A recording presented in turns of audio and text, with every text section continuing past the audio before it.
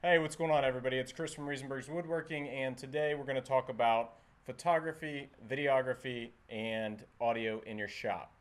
So we're going to cover four topics. One is stability, two is camera selection, three will be lens selection, and four will be different ways to capture your audio.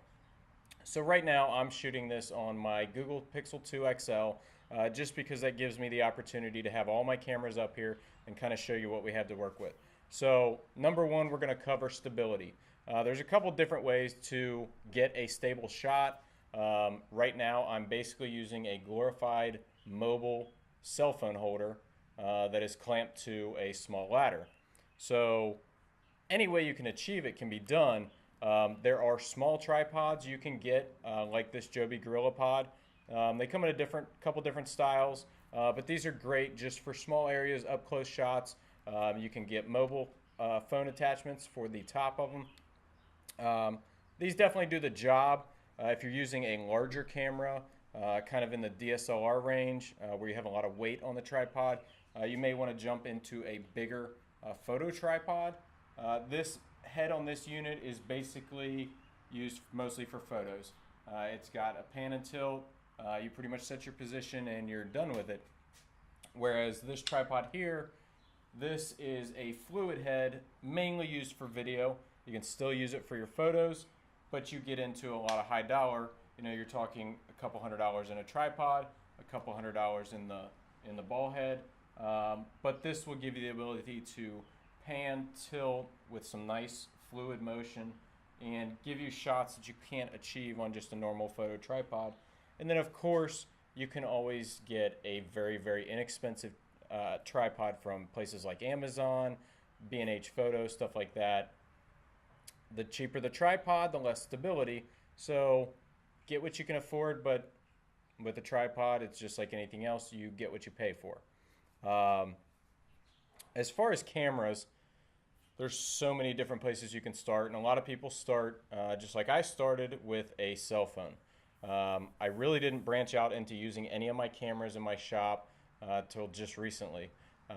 With the Google Pixel 2 XL, it takes excellent photography, excellent video, and it does a lot of what I need, but my shop is not well lit, so that's where some of my heavier duty cameras come into play.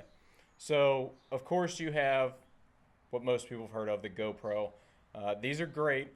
They do great wide shots for small areas, so you can have your camera sit back a little bit from you but still capture a wide area. The area where they're going to lack is your ISO. So if you have a poorly lit shot, the GoPro may not be the perfect option for you. If you have a perfectly lit shot, this is a very good, kind of moderately inexpensive way to do it. And they have frames where you can set them in a frame and just get the clearest shot possible just using the main lens without shooting through maybe the waterproof case or anything that it comes with, which is going to have a protective plastic layer. The next, and probably one of my favorite options, is just a handheld point and shoot camera. These come with kind of a vary of automatic settings, which are great. But with the video settings and the manual settings, you can kind of dive into a realm of what you're going to get in a DSLR with really a simple, inexpensive camera. Some of them are touchscreen, some of them are not. That's not really necessary, but just the camera quality itself. This, for instance, is a Canon S120, and it's amazing. It takes great photos, great video, and it kind of does everything you could need. The only place that it really lacks is your ability to zoom super far. Most people in their shop don't need that, so it's definitely a great option. And then, of course, you have kind of stepping into a DSLR world. You have everything from lower end, kind of consumer, Nikon and Canon cameras, Sony. I'm not really going to recommend any one brand, even though I'm pretty particular with Canon because that's where I've been shooting pretty much my whole life since I came from film. But you can get very inexpensive DSLRs that have interchangeable lenses, and that's going to bring you an immense amount of opportunity as far as what shots you can achieve in your shop. I personally use a 7D Mark II. You'll notice I have a flash sitting on top of it. The reason I use flash photography is usually if I'm taking a product shot, it might be outside in my yard. I don't know where the sun's going to be until the minute I walk outside. And what the flash allows me to do during the day is eliminate any shadow that the sun is casting from whatever direction it's coming from. Because no matter where I put my product, if the sun's out, there's going to be a shadow. And I want to eliminate that with the flash. So I do that by using an overhead mounted flash and just a very inexpensive sync cord. It's not really the realm of starting out, but as you get down the road shooting better product shots and you're selling your stuff online, Etsy, your own website, eBay, stuff like that, you may want to check into it. And it's also great for family portraits, whether you're at an event, whatnot. Lens selection is going to be kind of your primary key area after you've selected a camera. Now, I use a variety of different lenses. I would say probably my two most popular lenses in my shop are going to be the 50mm prime for up close, super sharp photos. It's a 1.8 aperture lens, so it's going to let in a ton of light, even if there's kind of a poorly lit atmosphere.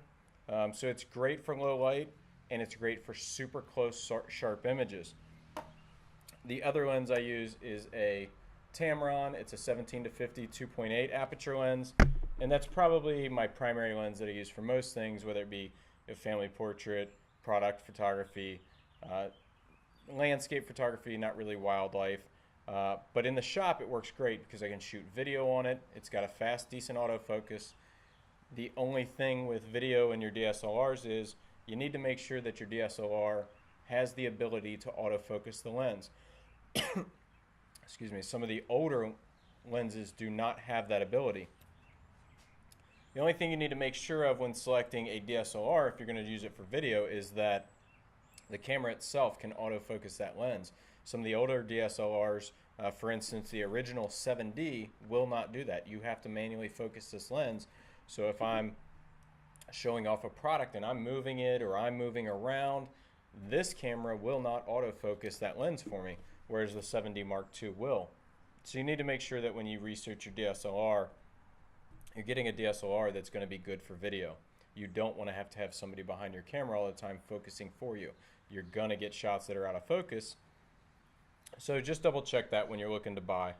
There are plenty of inexpensive 2.8 lenses around. Tamron is the one that I like the best. I think they're very sharp for Canon shooters. And you're comparing what was 2 years ago $700 lens to an $1,800 Canon lens. So it's a huge price savings if you don't want to spend for the big glass. The other lens I use a lot is a 15mm fixed fisheye. This is a great lens for up close and really wide shots. So if I don't have a lot of area, I've got a lot of projects around, and I need to get my camera in a spot that's really not, the distance that I want to be, usually this will get everything in the frame that I need to get. I don't remember a price on hand, but these aren't too expensive, and you can use them for video as well when you don't have the ability to step your camera back into a good area. The last lens I'm going to show you is a Canon L series 70-200. This is a great lens for when I take a product out in the yard. Typically I'm using this lens for portraits or for wildlife photography. It's got superior glass in it. This is a top-of-the-line Canon lens. Most of you are probably not going to have this in your shop. I don't necessarily ever put this on my camera inside my shop, but shooting products out in my yard, it's great because it gives me the ability to step back, find different angles that I might not find closer up, and it's going to give me a super sharp image every time. It's going to give me that 2.8 aperture and let in a ton of light, and it's just a great all-around lens, but you do need some space to use it. So let's talk about audio. Normally if I'm doing stories for Instagram or Facebook, you'll notice that almost every time I have Pixel Buds in my ear, and I just record the audio through those straight to my phone via Bluetooth. It works out great. One thing you'll find out using your Bluetooth headphones to record audio on a long video like a YouTube video is most likely you're going to get it into Premiere Pro or whatever your movie editor is, and you're going to realize that your sound is not syncing up properly. It may be nice for the first few minutes, and then it's going to turn to where it doesn't sync up, and you'll never get it to match up without doing a ton of editing. So typically what I'll use is this right here, which is a Zoom H4n. It's a fairly inexpensive high-def recorder. It records a stereo wave file, or you can record MP3 files, and it'll take it right to your SD card. So the way I use this is I'm recording this audio right now on this. What I'll do is I'll put that into Premiere Pro along with the audio from the Google Pixel 2 XL, and this I'll just go into Premiere, tell it to synchronize this audio to the audio of the Google Pixel, and then basically I'll extract that Google Pixel audio out, so I'm left with just the audio from this, and you get a super clear, crisp, sharp audio that you're really not going to achieve recording from the body of any of these cameras or recording from your headphones, whether they're wired or Bluetooth. You're going to get a super awesome sounding video, and it's going to make a big difference. It doesn't sound like it's going to make a difference, but it will. So that kind of covers stability with our tripods, kind of what cameras I'm using in the shop, whether it be my cell phone, which is the Google Pixel 2 XL, or I'm using the 7D Mark II or the Canon S120, what kind of lenses I'm using for what kinds of shots, and kind of just a brief touch on audio. If you guys have any questions on anything we've covered, I'm not really going into too much detail, but let me know if you have any questions on any of this, and I'll be happy to answer it. Just leave it in the comments, or leave it on the blog, or you can comment on Facebook or Instagram, and I'll get back to you as soon as possible. And if you need recommendations or you have questions, you're debating between cameras or lenses, just let me know, and I'll cover it the best I can. If you guys want to see more videos like this, just hit that thumbs up button, leave me a comment, give me an idea for what you want to see, and we'll try to make it happen. But thanks for watching, and I'll see you next time. Posted a new video to the YouTube, do it.